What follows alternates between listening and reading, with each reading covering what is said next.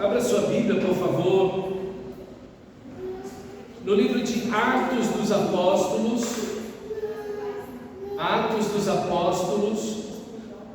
o capítulo 13, Atos, capítulo 13, versículo 32.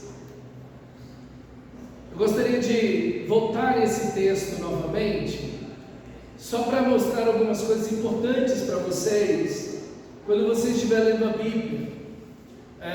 Nós vimos no Paulo e Barnabé estão em Antioquia de Pisídia, e ele está pregando na linha do tempo, ok? Aquilo que eu falei para vocês na semana passada, como ele vem no Antigo Testamento, cronologicamente falando, ok? Os personagens bíblicos, os eventos bíblicos, ele vem trazendo a mensagem aí do Evangelho, o plano de redenção de Deus, de salvação de Deus. E então no versículo 32 ele termina o versículo 31 falando de Davi, lembra? Jesus, o filho de Davi, o descendente de Davi, e então ele introduz o Evangelho, mostrando como o Evangelho, ele não é uma novidade que caiu do céu, não é uma revelação que alguém teve, eu vi um anjo, eu tive um sonho, ou alguma coisa nesse sentido. Não, o Evangelho é uma história de Deus, uma construção do próprio Deus, que Deus vem fazendo, que Deus vem realizando e cumprindo, e prometendo e cumprindo as suas promessas. E no versículo 32 ele vai dizer: nós lhes anunciamos as boas novas, o que Deus prometeu aos nossos antepassados. Veja a ideia dessa história de Deus, dessa construção de Deus. Ele cumpriu para nós, seus filhos, ressuscitando Jesus, como está escrito no segundo salmo. Ele já diz qual salmo que é: você, meu filho, eu hoje te gerei. Agora, provavelmente, ou no rodapé da sua Bíblia, ou lá no cantinho, lá embaixo, com as letras bem pequenininhas, às vezes você pergunta, mas para que essas letras bem pequenininhas no rodapé da minha Bíblia? Ou talvez na sua Bíblia traga lá na lateral assim, nas laterais da folha, ou até mesmo no centro da folha, essas letrinhas pequenininhas. Veja lá no versículo 33, onde você estava lendo lá: você, meu filho, hoje te gerei. Nessa citação tem uma letrinha A, B, C. Vê aí qual letrinha que é, ok? Agora você vai ver essa letrinha lá no rodapé da sua Bíblia, ou na página, na lateral da sua página. Achou aí a letrinha? Você vai ver lá Salmo SL 2.1.7. Agora bota o dedo aí no seu texto e abra lá em Salmo. Não perca esse texto aí onde você está, de Atos capítulo 13. Agora vai lá em Salmo 2. Vai lá em Salmo capítulo 2. Isso, Salmo capítulo 2. Lá no livro de Salmos, acha lá Salmos capítulo 2, versículo 7. E aí você vai ler o texto, ok? O texto diz assim, Salmo 2,7: proclamarei o decreto do Senhor, ele me disse, tu és o meu filho, eu hoje te gerei. Pede-me e eu te darei as nações por herança, e as extremidades da terra por sua possessão. Com vara de ferro as regerás, e as despedaçarás como um vaso de oleiro. Veja, Davi está falando desse salmo, o descendente, o rei Davi, está falando desse salmo. O salmo está dizendo, tu és o meu filho, eu hoje te gerei, ok? Davi não está falando dele mesmo, Davi está apontando para o Messias. É um salmo messiânico, é um salmo que fala do Messias, que promete a vinda do Messias e como vai ser o reino do Messias. Então a ideia do salmo é que Cristo é gerado pelo Pai, isso é, o Verbo se fez carne, deixa a glória e habita entre nós, e Ele vai reger todas as nações da terra. Por isso que eu não li só o versículo 7, eu li o 7, o 8 e o 9. Então, quando você vai ler a Bíblia e você vê uma citação lá no Novo Testamento, você deve ir lá no Antigo Testamento para ver essa citação. Toda vez que aparecer uma citação no Novo Testamento, provavelmente na sua Bíblia vai ter essa letrinha lá. Você deve olhar na sua Bíblia, lá onde está no rodapé, ou na lateral da sua Bíblia, e você vai ver qual é a passagem que está sendo citada. Você deve ir lá nesse livro e ler essa passagem. Olha, deixa eu te dizer algo importante. Cada citação que você vê no Novo Testamento mostra a fidelidade de Deus. Aí você olha, mas para que eu vou ficar vendo citações do Antigo Testamento? É que cada uma dessas citações mostra como a fidelidade de Deus permanece. Aquilo que Deus falou se cumpre. Deus vela pela sua palavra. Deus vela em cumprir aquilo que Ele prometeu. Deus é fiel. Deus não pode mentir. Paulo vai dizer isso em Tito, no capítulo 1. E o Deus que não pode mentir. Então Deus falou isso lá no Salmo 2, 1100 anos antes do nascimento de Jesus. Você imagina, o Brasil tem descoberto 500 anos, um pouco mais. Deus havia prometido isso 1100 anos antes a Davi, e falou sobre Jesus lá por meio de Davi, fazendo esse salmo maravilhoso e tantos outros. Então veja, isso demonstra a fidelidade de Deus, isso demonstra o conhecimento de Deus da história, que Deus tem todo o conhecimento, a presciência de Deus. Deus conhece tudo que vai vir no futuro, Deus conhece todo o passado, Ele é antes de todas as coisas e será depois que tudo terminar. Ele é o primeiro e o último. Então Deus, Ele é o dono da história. Deus, Ele tem o controle da história. Deus não é pego de surpresa, meus irmãos. E cada uma dessas citações mostram a soberania de Deus, mostram a fidelidade de Deus, mostram que Deus, Ele é o Senhor da história, mas Deus também é o Senhor da minha história, da sua história. Veja, Deus, Ele tem o controle de tudo, seja o menor que seja, ou o grande que possa ser. Deus tem o controle de toda a história e de todas as coisas. Então isso deve levar o nosso coração a uma maior fé em Deus, e crer na fidelidade de Deus, crer que Deus cumpre a sua palavra, e também estarmos sólidos, firmes, descansando o nosso coração, não porque a Bíblia é alguma coisa que alguém escreveu da sua própria cabeça. Tem tanta gente que acredita nisso, que a Bíblia foi um livro que qualquer pessoa escreveu da cabeça dela. Não, meus irmãos, a Bíblia foi escrita durante um período de 1500 anos, em 3 idiomas, em 3 continentes, por mais de 40 autores. Veja, um livro escrito dessa forma é impossível não se contradizer, e a Bíblia não tem contradição, e toda ela aponta para uma única pessoa, Jesus Cristo, sua morte e sua ressurreição. Nós estamos em território seguro, nós estamos no alicerce e na palavra, a palavra de Deus, é a palavra de Deus. Então cada citação dessa deve fortalecer ainda mais a minha fé e a sua fé. Olha aí o versículo que se segue, versículo 36, tendo pois Davi servido ao propósito de Deus na sua geração. Agora volta lá em Atos 13:36.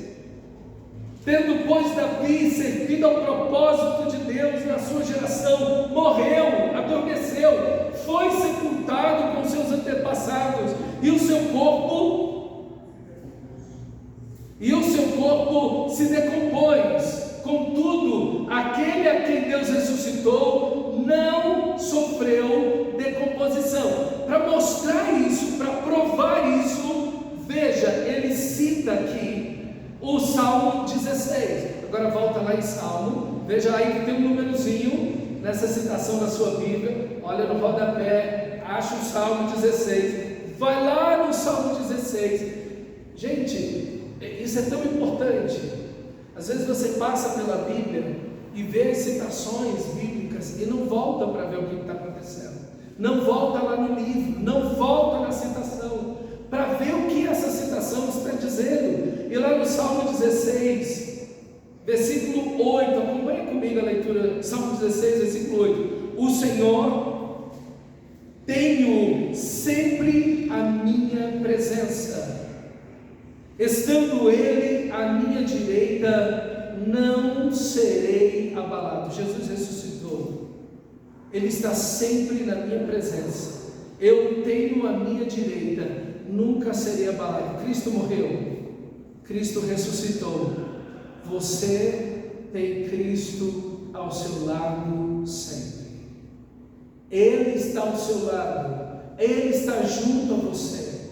Não importam as dores ou os sofrimentos, Ele está junto a mim e a você. O resultado disso, versículo 9: alegre-se, pois, o meu coração, e o meu espírito salta de alegria, até o meu corpo repousará seguro, pois não deixarás a minha alma na morte, nem permitirás que o teu santo veja corrupção. Veja, Cristo ressuscitou. Davi está dizendo: Deus também vai me ressuscitar. Ele não vai deixar minha alma na morte, e nem vai permitir que o seu santo, e aí a palavra santo aí está em maiúsculo, é o próprio Senhor Jesus, é o Cristo, é o Messias. Não deixarás o seu santo em decomposição, em corrupção. Isso é, Cristo ressuscitou, nós também ressuscitaremos. Veja, Davi já tem essa consciência de que também, porque Cristo vai permanecer vivo, eu também vou estar vivo.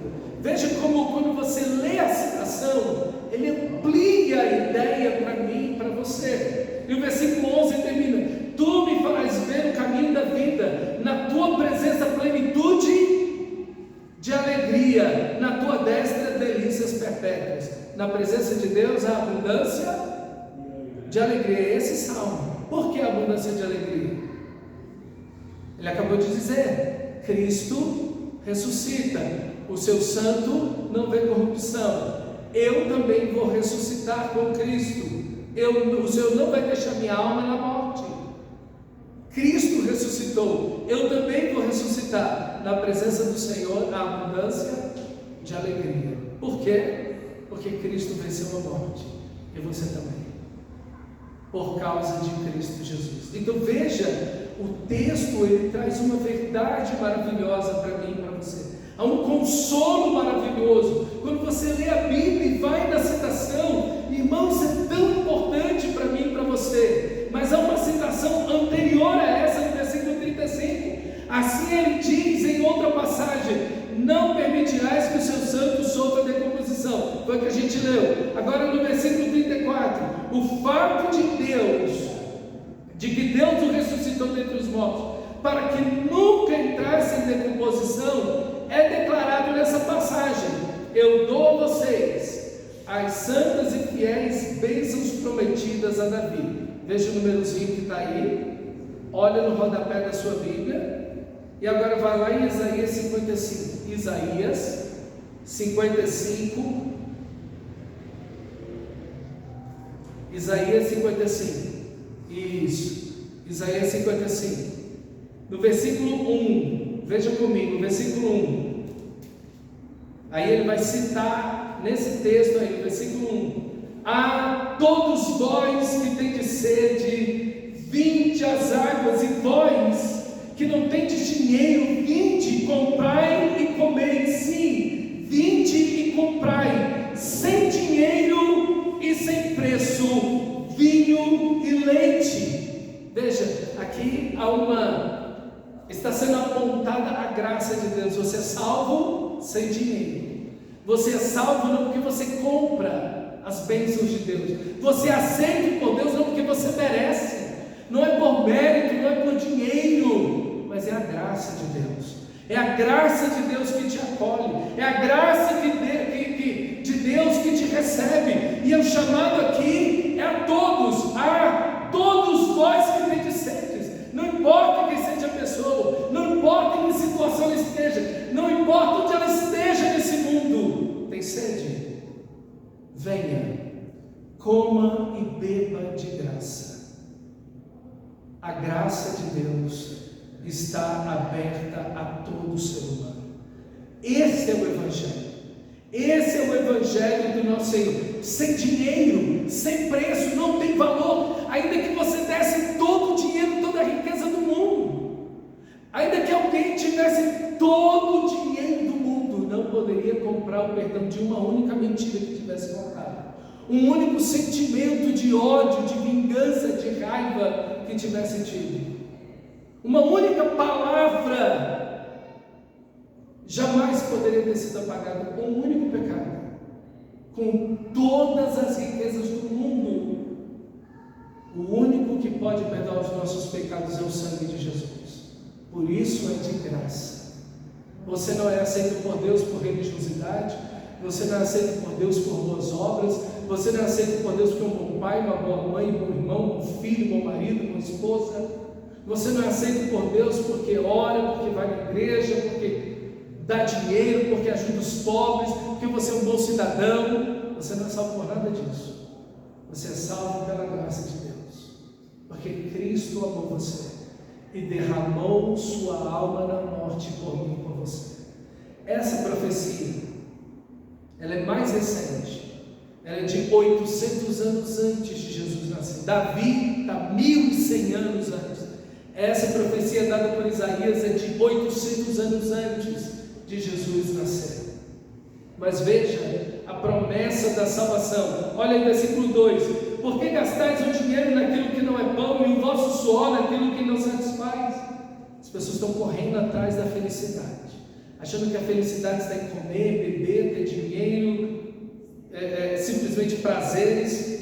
Ouvi-me atentamente, comei o que é bom e vos deleitarei nos finos manjar, inclinai os ouvidos e vinde a mim, a Deus, e a vossa alma viverá. Vocês estão mortos, tentando comprar felicidade através do suor do rosto de vocês, bens, prazeres, e vocês estão mortos nos vossos pecados. Mas venham a mim, disse Deus, e a vossa alma viverá, porque convosco farei uma aliança eterna,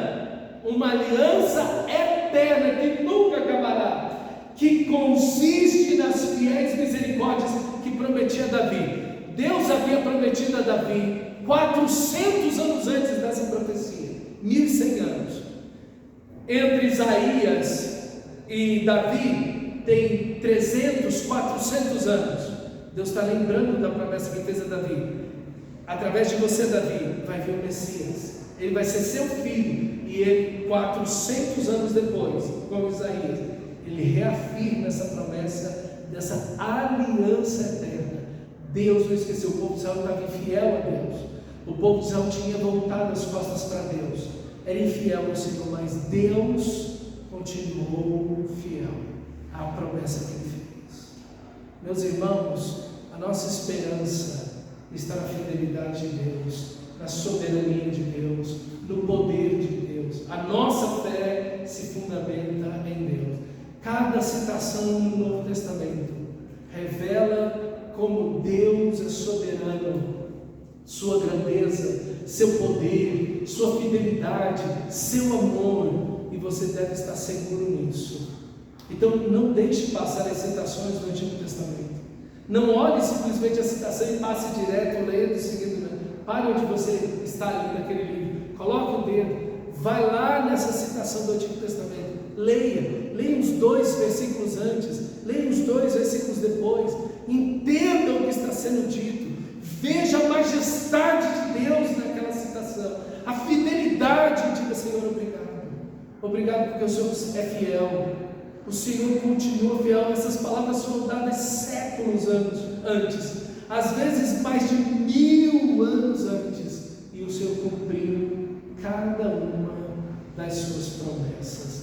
O Senhor é fiel, o Senhor é fiel, e Deus, que não esqueceu da sua palavra, não vai esquecer de você. Ele que zelou pelo cumprimento da sua palavra, Ele também vai zelar pela sua salvação. Ele vai segurar firme na sua mão. Ele vai segurar, Ele vai estar ao seu lado, como diz o Salmo 16. Eu vejo o Senhor à minha direita, não serei abalado. Deus, Ele vai te guardar, Ele vai te proteger, Ele vai te fortalecer. Não importam as lutas, Ele estará com você. Amém? Então, nessas 3 citações aqui, nós vemos o nascimento de Jesus, nós vemos Deus ratificando a aliança em Isaías 55, e nós vemos a morte, mas a ressurreição de Jesus no Salmo 16, versículo 8 em diante. Então, diante disso, versículo 40, portanto, agora volta lá para Atos 13, e 40, portanto, tenham cuidado para que não aconteça o que disseram os profetas. Ele vai fazer uma outra citação, agora você vai ver aí a citação, não vou lá no texto agora não, porque senão vou delongar muito aqui. Versículo 41, olhem escarnecedores, admirem-se e pereçam, pois nos dias de vocês farei algo em que jamais creriam, se não lhes fosse contado. Isso está lá em Abacuque, livro do profeta Abacuque, 700 anos mais ou menos antes de Jesus, capítulo 1, versículo 5. Deus está dizendo: eu vou trazer um castigo sobre a nação de Israel pela infidelidade de vocês. Vocês estão sendo infiéis. E os caldeus, uma nação muito terrível daquela época, vai vir, vai destruir a nação de Israel, vai levar cativo. E Abacuque está em crise terrível nesse livro, perguntando: Senhor, mas como isso vai acontecer? Então Deus diz: o justo viverá pela fé. O justo, a resposta de Deus é essa: o justo viverá pela fé. Ele vai viver em obediência, ele vai viver olhando para o Messias, ele vai ser salvo olhando para o Messias que ainda vai nascer. Da mesma maneira nós somos salvos, olhando para o Messias que já nasceu, olhando para o Messias que já veio e morreu na cruz. Todos são salvos no Messias, em Cristo Jesus. Todos são salvos no mesmo Senhor e Salvador, Jesus Cristo. Eles no Antigo Testamento olhando, esperando para o Messias que viria. Nós que estamos depois do nascimento de Jesus, olhamos para trás, para o Messias que veio, Deus cumpriu sua promessa, ele morreu na cruz e ressuscitou. Mas ninguém é salvo de outra forma. Só somos salvos olhando para Cristo Jesus naquela cruz. A salvação é apenas pelo sangue de Jesus. E esse texto é um texto de juízo. Por isso que Paulo está dizendo no versículo 40: portanto, tenham cuidado para que não aconteça o que disseram os profetas. Então veja, uma advertência: se você não crê em Cristo, você está perdido. Porque se Ele é a única salvação, se Ele é o único Salvador, se você não crê nele, você está perdido. Se Ele é a vida e você não tem, e Ele não tem você, você está morto. Porque só Ele é a vida. Então, se não estamos em Cristo, estamos mortos. Tudo o que não está em Cristo, todos os que não estão em Cristo estão mortos. Meus irmãos, precisamos ir a Cristo. Ele é o único Salvador. E Deus, nessa história, vem trazendo suas promessas até o cumprimento dela em Cristo Jesus, o Emanuel que nasceu, morreu naquela cruz, ressuscitou. E agora, meus irmãos, somos salvos olhando para esta obra maravilhosa que Ele fez, derramando a sua vida, nos substituindo naquela cruz.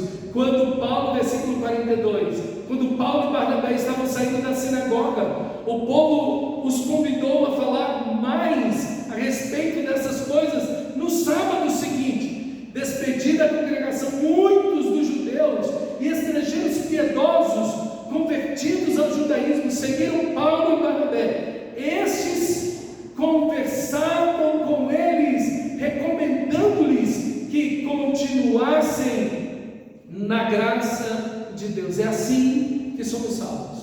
Ele nos salvou e nós perseveramos na graça. Nós seguimos a Cristo. Nós não fomos salvos para não seguir a Cristo, é o contrário. Se nós fomos salvos, nós vamos seguir a Cristo, nós vamos permanecer, nós vamos prevalecer seguindo o Senhor, nós vamos seguir no caminho dele, nós vamos seguir em obediência ao Senhor. É assim que nós entendemos que fomos salvos. Nós não seguimos a Cristo para ser salvos. Você segue a Cristo porque foi salvo. A obediência é o resultado da salvação. Você não obedece para ser salvo, não. Lembra do texto? Vinde vós todos os que têm sede, comei e bebei de graça, sem dinheiro e sem preço. Não é por obras, não é por mérito algum, é a graça de Deus que nos salva. Se eu estou seguindo a Cristo, se eu estou obedecendo a Cristo, é porque Ele me salvou. Ele me salvou, por isso eu estou obedecendo, por isso eu estou seguindo, ok? Eu não sigo para ser salvo. Quem tenta isso sofre, porque a cada passo errado que você der, cada tropeção que você der, cada situação difícil que se apresenta, você vai embora e deixa Cristo. Você acha, não, Deus me deixou, Deus me abandonou, enfim, não, nós somos salvos pela graça. Como disse o Salmo 16, eu sempre tenho o Senhor à minha direita, jamais serei abalado.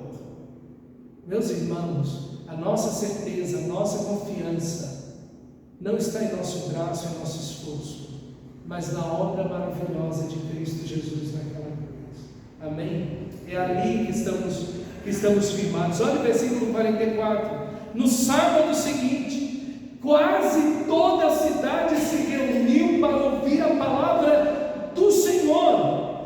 Quando os judeus viram a multidão, ficaram cheios de inveja e blasfemando contradiziam o que Paulo dizia.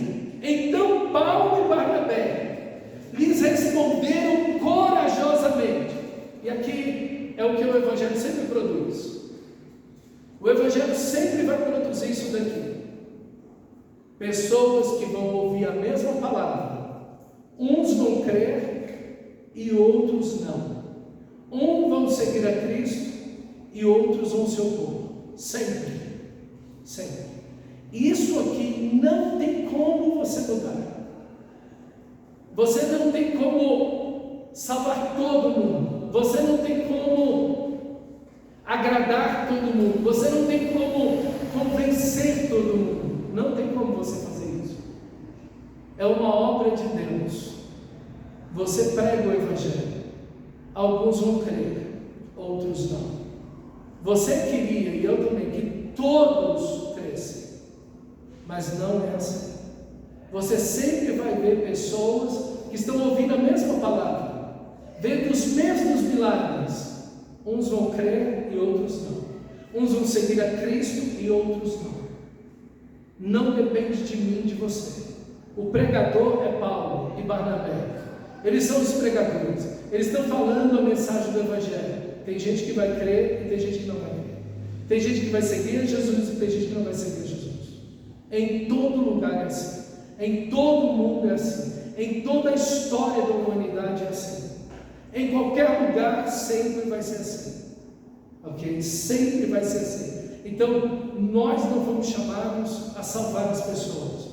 Nós somos chamados a anunciar o amor de Deus. A salvação pertence ao Senhor. As pessoas vão entregar ou não suas vidas a Cristo. E todo aquele que vier a mim, disse Jesus, eu jamais lançarei fora. Aquele que vem a mim, nunca, jamais o lançarei fora. Deus é bom. O coração duro é o nosso. O nosso coração é de pedra. O nosso coração está morto. Como o texto disse, vinde a mim e a vossa alma viverá.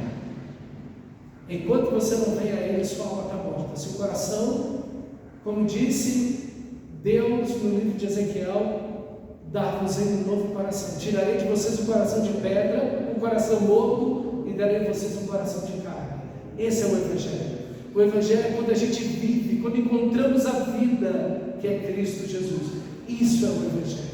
O Evangelho é viver, é sair da morte para a vida, das trevas para a luz, da escravidão para a liberdade gloriosa dos filhos de Deus.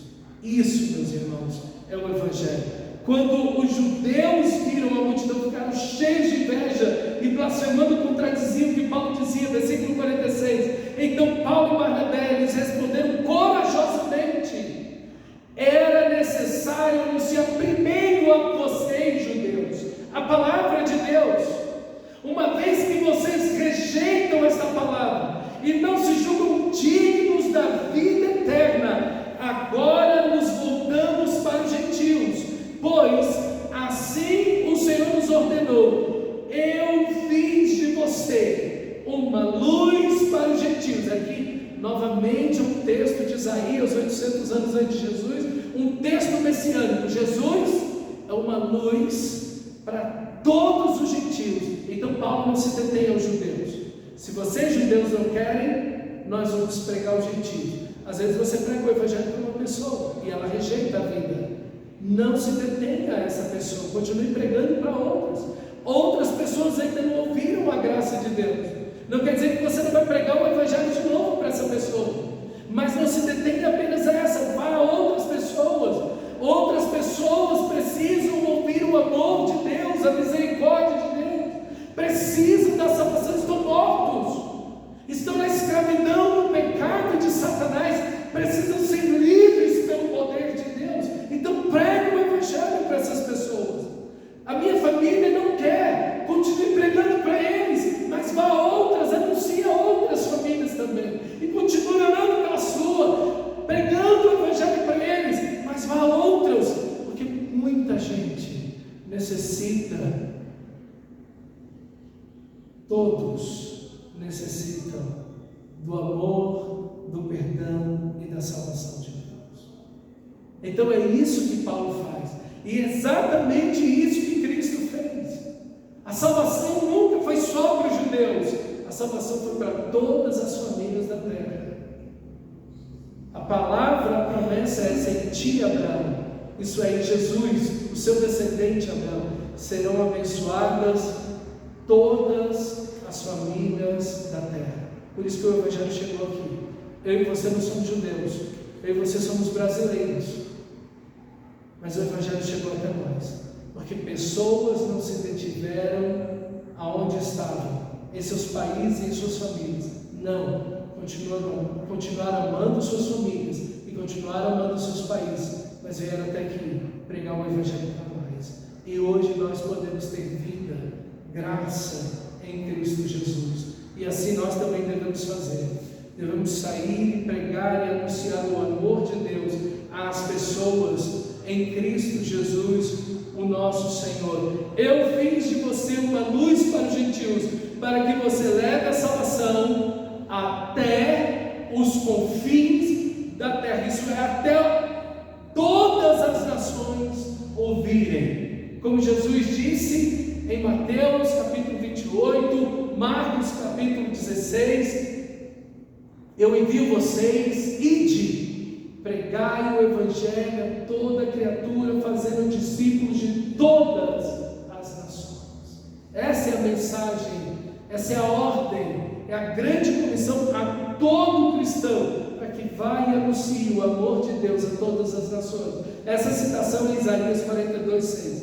Ouvindo isso, versículo 48, os gentios alegraram-se e glorificaram ou bendizeram a palavra do Senhor, e creram todos os que haviam sido designados para a vida eterna, todos os que tinham sido ordenados para a vida eterna. Deus operando a salvação, Deus trabalhando nos corações, Deus trazendo arrependimento, Deus está trabalhando no coração da sua família, Deus está trabalhando no coração dos seus amigos, Deus está convencendo, o Espírito de Deus está convencendo do pecado, da justiça e do juízo.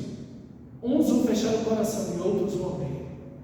Corações serão fechados e corações serão abertos pela graça de Deus.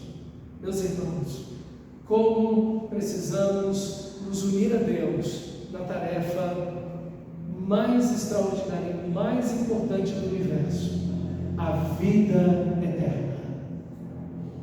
A vida eterna. Veja essa expressão, a vida eterna, do nosso texto.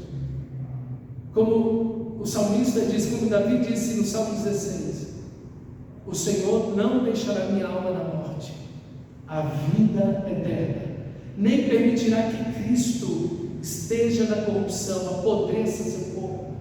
Cristo ressuscitou, nós ressuscitaremos com Cristo. A vida eterna hoje, a vida eterna para sempre. Quando você se rende a Cristo, você recebe a vida eterna. Você passou da morte para a vida. A vida de Deus opera em nós. A vida de Deus está em nós. E quando nós dormimos no Senhor, por isso a expressão que Paulo usou, que Davi dormiu. Por que dormiu? Porque Deus vai acordá-lo. Porque Deus vai ressuscitá-lo. Porque Deus vai trazê-lo à vida novamente, na vinda de Cristo Jesus, o nosso Senhor. Meus irmãos, que esperança! Que esperança! Assim como a vida eterna, a morte eterna. Aqueles que estão em Cristo, a vida eterna. Aqueles que estão sem Cristo, a morte eterna. Por isso nós pregamos o Evangelho. Por isso nós oramos pelas pessoas. Por isso nós clamamos pela vida das pessoas. Porque não queremos que ninguém vá para a morte eterna, ou permaneça na morte eterna. Porque queremos ver cada pessoa, seja da nossa família, do nosso trabalho, vizinhos, comunidade, cada pessoa vindo a Cristo Jesus, nosso Senhor. Quando você prega o Evangelho, você está, agora veja onde você está. Deus está trazendo essa obra maravilhosa da salvação pelos séculos e milênios. E você está no fluxo desse rio da vida, chamando Deus, usando você para chamar pessoas à salvação, para olharem a Cristo Jesus que morreu naquela cruz. Esse é o Evangelho maravilhoso de Deus. É a obra de amor de Deus por cada um de nós, por todos nós. Meus irmãos, que privilégio o meu e o seu de anunciar o Evangelho de Cristo Jesus, ok? Essa vida eterna. Olha o versículo 49, que coisa interessante. A palavra do Senhor se espalhava por toda aquela região. Opa, como? Paulo e Barnabé. Só tem dois. Como a palavra de Deus se espalha por toda a região, não apenas pela cidade, mas pelos vilarejos, povoados, estavam se espalhando. Por quê? Porque aqueles que haviam crido também estavam anunciando o Evangelho. Veja, é natural quando você tem uma boa notícia, e a boa notícia é a vida eterna em Cristo Jesus. Você anunciar, pregar, falar, chamar as pessoas, contar o que Deus fez na sua vida, o perdão dos seus pecados, a salvação em Cristo. Então você espalha essa mensagem, e é o que exatamente estava acontecendo. Aqueles que creram estavam espalhando a mensagem. Mas há uma reação ruim aqui. Olha o versículo 50. Os judeus, porém, incitaram as mulheres tementes a Deus, de elevada posição, e os principais da cidade. Aí você olha e fala assim: poxa vida, as pessoas tementes a Deus agora estão perseguindo aqueles que estão pregando o Evangelho de Deus. Não é isso que o texto está dizendo? Olha aí o versículo 50. Os judeus, porém, incitaram as mulheres tementes a Deus, de elevada posição, gente que tinha dinheiro, de elevada posição, e os principais da cidade. Eles provocaram uma perseguição contra Paulo e Barnabé, e os expulsaram da sua região. Veja que pessoas que são tementes a Deus, quando elas não se entregam ao Evangelho, elas se voltam contra o Evangelho. Saulo de Tarso, era temente a Deus, e ele estava perseguindo a Jesus. Quando Jesus encontra Saulo, lá em Atos capítulo 8, no caminho a Damasco, Saulo estava indo, era um homem temente a Deus, era um homem de centenas de leituras do Antigo Testamento, um homem extremamente radical na sua religião judaica, esperava o Messias, mas porque ele não crê em Jesus, ele está contra o próprio Deus. Jesus, quando aparece para ele, diz o quê? Saulo, Saulo, por que me persegues? Quando pessoas piedosas, tementes a Deus, não se rendem a Cristo, não creem em Cristo, elas perseguem o próprio Cristo, elas perseguem o próprio Deus, elas vão contra o próprio Deus, mas elas são ao mesmo tempo tementes a Deus. Aqui tem algo, irmãos, interessante, porque esse temor a Deus, se ele não está conectado em crer a Cristo, em crer em Cristo, ele se torna um câncer na própria vida dessa pessoa. A religiosidade, esse temor que a pessoa tem, essa reverência à pessoa de Deus e aquilo que é sagrado, se torna um câncer, uma doença contra ela mesma. E ela acaba indo contra o próprio Deus. Contra o próprio Deus. Meus irmãos, que perigo. Às vezes você conhece alguém temente a Deus. Às vezes da sua família, alguém que você conhece. Alguém que tem um temor a Deus, que tem um respeito, uma reverência a Deus, a palavra de Deus. Se essa pessoa não crê em Cristo, não se admire, depois de você pregar o Evangelho para ela, por algum tempo, essa própria pessoa se voltar contra Deus. Se voltar contra Deus. Se voltar contra Cristo Jesus, contra a fé verdadeira. Meus irmãos, que perigo, que perigo. Está vendo que não basta simplesmente ser alguém religioso e temente a Deus? Não basta simplesmente ser alguém piedoso. Se não tiver Cristo, essa pessoa vai se voltar contra o próprio Deus. Contra o próprio Deus. E se você uma vez, antes de Deus salvar você, foi alguém temente a Deus, você vai ver que teve um processo na sua vida, antes de você crer em Cristo, antes de Cristo te salvar, que você se voltou contra Deus, em desobediência, em religiosidade, vivia na mentira, na imoralidade, na vida errada, e dizia que temia Deus. Vivia na amargura, no ódio contra as pessoas, mas dizia que temia Deus. Isso aconteceu comigo. Isso aconteceu também com você. Se Cristo não nos salvar, a nossa religiosidade se torna um câncer contra nós mesmos. Contra nós mesmos. Meus irmãos, que perigo isso. Eu sou a quinta geração de crentes. Minha tataravó, minha avó, minha bisavó, minha avó, tudo com o pai do meu avô, meu pai, agora eu, os meus filhos, sexta geração. Eu sabia tudo do Evangelho, mas eu estava andando totalmente errado contra Deus. Totalmente errado contra Deus. E quando alguém me perguntava quem era Deus para mim, eu dizia: Deus é tudo para mim. Era tudo mentira. Porque eu estava lá nas nights, eu estava vivendo a vida errada. Mas eu dizia que Cristo era tudo para mim.